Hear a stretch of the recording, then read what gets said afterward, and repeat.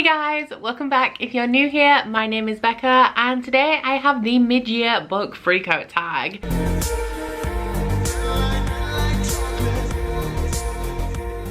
So fun fact, today should be, providing that I get this video up on the day that I want it to, be my 3-year Booktube birthday. This is the 4th time that I have done this tag. This tag was the first ever video that I posted on my channel back on the 13th of July 2017. So now every year at around this time, as close to the actual date as I can get it, I post the same tag. 3 years. It's been a wild ride. Thank you guys for supporting me. I know that there are at least a couple of you guys who have been here since my first ever few videos in 2017. Kelly and Gary, I'm looking at you. But also a huge thank you and a huge shout out to anybody who has joined me on my booktube journey over these last 3 years. And then as well as that, I'm pretty sure that this is also around my 500th video on my channel. I think it's going to come in at around 502. It's been a long 3 years, but I'm living my best life and I'm so grateful and appreciative for this community and everything that booktube has brought me and done for me. So yeah, but all of that gushing aside, this is the mid-year book freakout tag. There are 13 questions in total and it's just about your reading like up until this point in the year and also looking forward to the second half of the year. This tag, I believe, was originally created by Chami. I'm not sure if her original video is now still available, but I will put a link down in my description box to her video, and if I can't find it then just her channel. And I will also put the questions in my description box if any of you guys would also like to do the mid-year book freakout tag. So getting into the questions, the first one is the best book that you've read so far in 2020. Now I have just posted a whole video that is my favorite 6 books of 2020 so far. However, my number one favorite, and I have challenged myself to only mention this book twice throughout this entire video, has to be Crescent City or House of Earth and Blood by Sarah J Maas. Sarah J Maas is my favorite author, as you guys all know, and when this book was released I did a whole week of Maas related content. So I'm not going to dwell on this one too much, especially as I have spoken about it not only extensively but also pretty recently. But this is a adult urban fantasy Sarah J Maas's first adult book. It has a strong romance plotline and also a high stakes end of the world plot. If you want any more information on this book, then I will link my non-spoiler review up above so you can check it out. And as I said, also check out my best books of the year if you want to know exactly why I love this. But yeah, I doubt that anything is going to top this for the rest of the year, to be honest. The second question is, what is the best sequel you've read in 2020? And for that I'm going with another one of my favorite books of the year, which is The Girl in the Tower by Catherine Arden. This is the second book in the Winter Night trilogy. It is a historical fantasy series that is heavily inspired by Russian folklore. The first book takes place in a northern town in Russia and the second book takes place largely in Moscow, but this is just a very atmospheric, slow, beautiful read with a little bit of romance sprinkled in there that I didn't expect. Once again, I'm not going to dwell on this too much because it is in my favorite books of 2020 video. Question number 3 is a new release that you haven't read yet but want to, and for that I'm going with Bonecryer's Moon by Catherine Purdy. This is the Owlcrate edition, I believe, and this was one of my anticipated releases. However, the reason it was one of my most anticipated releases is really shallow, and that is because the cover is illustrated by Charlie Bowater, who is one of my favorite artists. And I'm not overly superstitious, but I am a little bit, and I have never read a book that has been illustrated, has had the cover illustrated by Charlie Bowater, that I haven't loved. So yeah, it's a really silly, stupid thing, but I have faith that if Charlie Bowater illustrates the cover, then I'm going to love the book. So this one is a young adult fantasy debut, and I believe that we have a group of women called the Bonecryers, and their job is to ferry the spirits of the dead across to their final resting place. However, they have one sort of drawback with their ability, fate, destiny, and that is that every Bonecryer has to kill the man who would have been her one true love. Now our second character in here is the male character, and he has a vendetta against the Bonecryers because one of them killed his father. So I'm guessing that the main character, who's a Bonecryer, and this guy are going to end up being love interests, and everything's going to get super angsty and complicated, which you guys know I'm always down for. Question number 4 is your most anticipated release for the second half of the year. Now my most anticipated release definitely. I believe it's going to be released on December 1st, is the sequel to Fortuna Sworn and Restless Slumber by KJ Sutton. Now the cover has just been revealed for the third book, which is Deadly Dreams. This is a new adult urban fantasy / fantasy romance series that follows our main character Fortuna Sworn, who is a nightmare, and this means that she can manifest people's fears in their minds like as an illusion. Her brother went missing 2 years ago, I think, prior to the start of this story, and she has been relentlessly searching for him but has found absolutely no trace. However, one day she meets an incredibly powerful fairy man who tells her that not only does he know where her brother is, he will also take her directly to him, providing that she marries him. So I also spoke about these books in my best books of 2020. This is a self-published series that I've just absolutely fallen in love with. I love the love interest in here. There are multiple love interests. There's one that I particularly like. There's two that I particularly like either, because we have like two love interests and one that's like maybe a bit of a love interest. So I love like one of the main ones and the one that's like on the verge. And the way that Restless Slumber left off was like a punch in the gut. It was so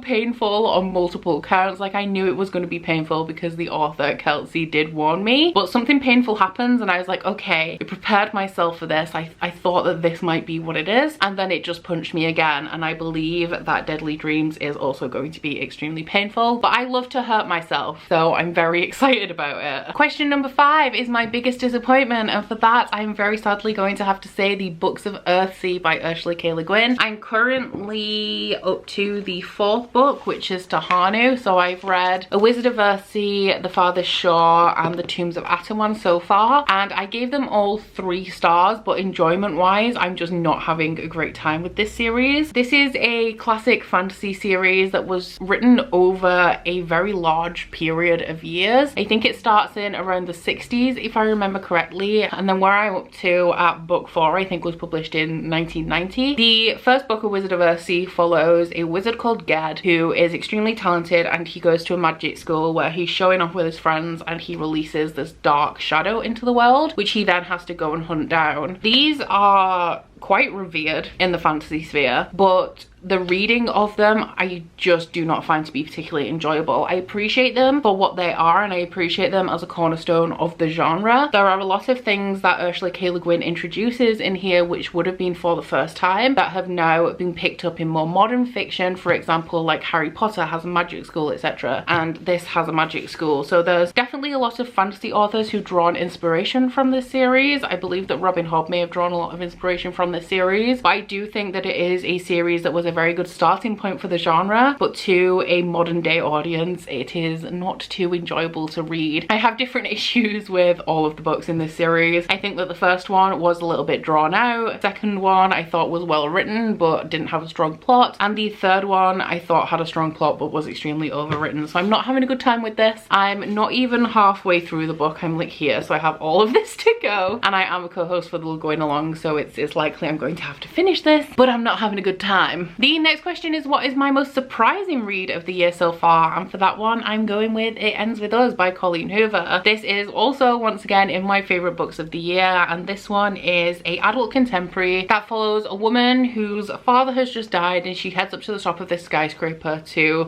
have a think about things, because she has a very complex relationship with his father due to her growing up in a household where her father would abuse her mother. So while she's at the top of this building she does meet a brain surgeon who is just blowing off steam after the end of a long shift at work, and they get talking, and eventually it does develop into a romance between those two. And we also have a second timeline in here where we follow the main character's diaries from her being a teenager, where she's writing about a boy that she was in love with during her teenage years, who also came from a little bit of a difficult background and was there to witness the abuse that her mother suffered at the hands of her father. So when I read contemporary I don't really look at the synopsis, I just go into it, and with Colleen Hoover I really like her books because they're angsty and dramatic. I did expect this just to be a standard new adult romance, but this book ended up being incredibly poignant and full of nuance. There are trigger warnings for domestic abuse in here, so if you are sensitive to that then maybe give this one a miss, but otherwise would highly recommend that you read this because it was incredibly moving and ended up being one of my favorite books of the year so far. The next question is, who is your newest favorite author of the year so far, and for that I'm going to have to go with the wonderful Kelsey, who writes Fortuna Swan and Restless Slumber. I think that Kelsey may be the only author this year that is new to me, that I've read multiple things by, because I've read both of these books and I've also read the first 3 installments in the Charlie Travesty series, which is a new adult paranormal serial that she has co-written with Jesse Elliott. And while I definitely love these more, I have also been really enjoying the Charlie Travesty series, and I've also become quite good friends with Kelsey as well over the last couple of months. Spoiler alert, really, it's more of a teaser to be fair. I am going to be doing a live show with Kelsey. It's going to be a long time from now, close to the release of Deadly Dreams, which as I said is released at the beginning of December, but I'm going to be doing a live show on my channel with her to talk about the Fortuna Swan series, maybe write in books in general, any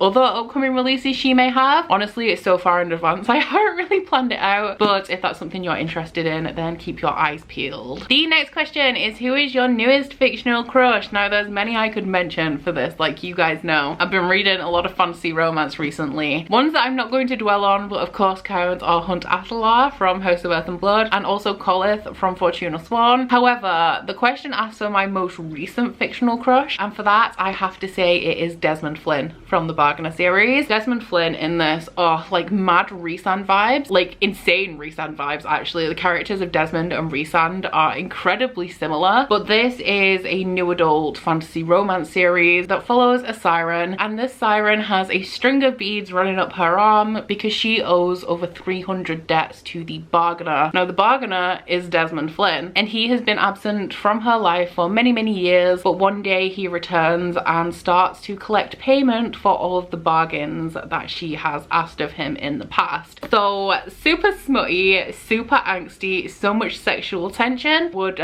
recommend this for fantasy romance fans. Super compelling, and the smut was delicious. Number 9 is new favorite character, and for that I kind of have 2, but they're from the same book. The main one is Vin from The Final Empire, but also Kelsia, because I just love them both so much. So this, I'm sure you guys know, it's the first book in the Mistborn trilogy, which is an adult epic fantasy series that follows a man called Kelsia who organizes a rebellion against the Final Empire. So he amasses this group who all have special skills. They're all allomancers in some way, and an allomancer is somebody who can ingest metal and manifest it into a certain power, and then if you can ingest more than one metal, that makes you a Mistborn. And while Kelsia is putting this group together, he stumbles across Vin, who has no idea what she is, and she turns out to be a Mistborn. Vin in this, like mad Lila Bard energy, and I don't remember Lila Bard that much. It's been so long since I read the first 2 books in the Shades of Magic series, but she kind of has that scrappy resourcefulness, is a little bit distrustful, grew up on the streets, has a little bit of sass in her, but also a great deal of naivete. And I love Vin so much. And people, I've heard that Brandon Sanderson doesn't write female characters well, but he does get a lot better when it comes to like the Stormlight archives. But honestly, I fucking love Vin. I can get behind Vin, and she's definitely one of, if not my actual favorite character of the year so far. Next up we have a book that made you cry, and I'm actually not a book crier, so this one was a little bit hard. I did want to pick a different book for every question, but the only answer I could have for this is House of Earth and Blood by Sarah J Maas. I don't really cry during books, but there's multiple sad moments in here. I didn't sob or anything like I did when I read Kingdom of Ash. That book destroyed my soul, but there are quite a few sad moments in here, and one of them did have me shedding a couple of tears. I do find Sarah J Maas's writing to be incredibly emotional. The one thing about that woman is that she can convince you to believe or feel anything. Like, you guys know, if you've read any of her previous series, how she can just switch up a love interest and make you forget that you ever cared about the last one. So yeah, her books do tend to hit me in the feels, and this one was no exception. Next up we have a book that made me happy, and this book does not have a dust jacket sadly, but that is Nevermore: The Trials of Morrigan Crow by Jessica Townsend. This is a children's book about a girl called Morrigan Crow, and she has incredible bad luck. Everyone in the town where she lives believes that she's a cursed child, and everything around her just seems to go terribly wrong. But one day a man called Jupiter North comes in and sweeps her away to the city of Nevermore, where he enters her into a series of trials to become a member of the Wondrous Society. So I just thought that this book was absolutely magical. This does get compared to Harry Potter quite frequently. I do not personally really see the similarities to Harry Potter, but the one thing I will say about this series, I've read the first 2 books that are published so far, is that Jessica Townsend has a way way of making you believe what she's writing. Everything in Nevermore just felt so tangible, and I just believed in this magical world that Jessica Townsend created pretty much. It's interesting because usually for a book to have this effect on me,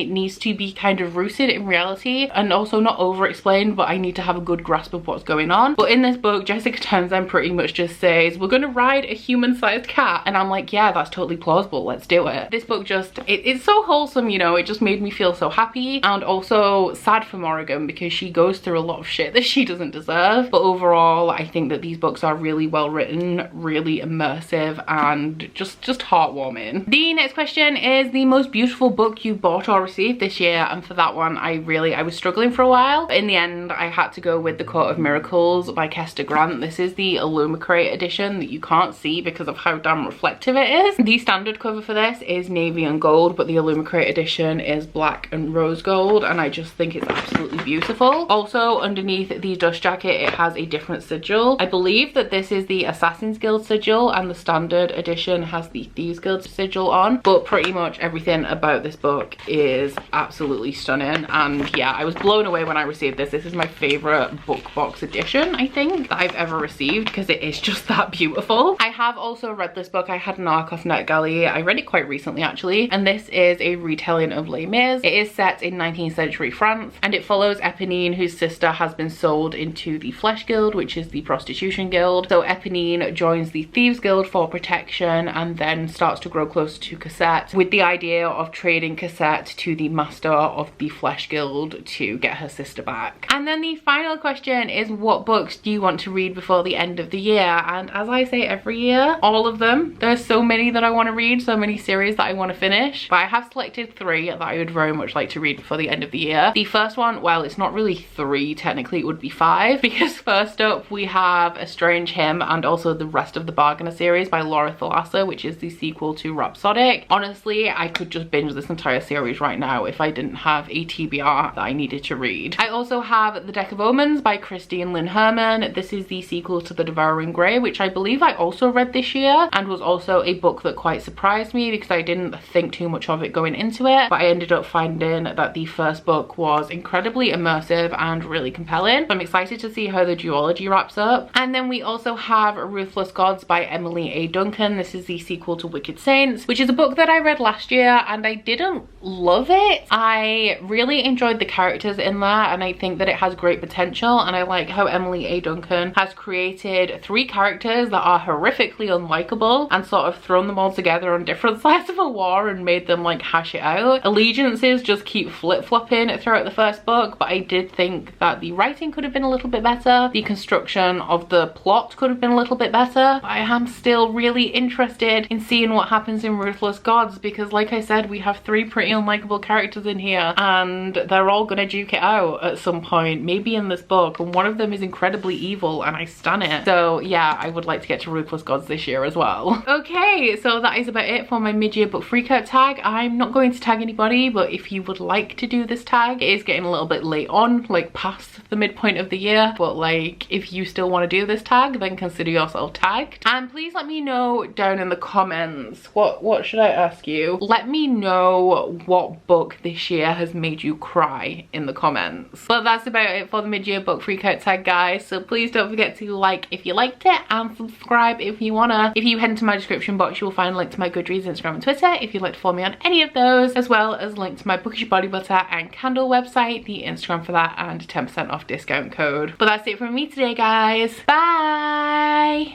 Oh, you bite your friend like chocolate. You say you will go where nobody knows, with guns hidden under our petticoats. We're never gonna quit it, no, we're never gonna quit it, no.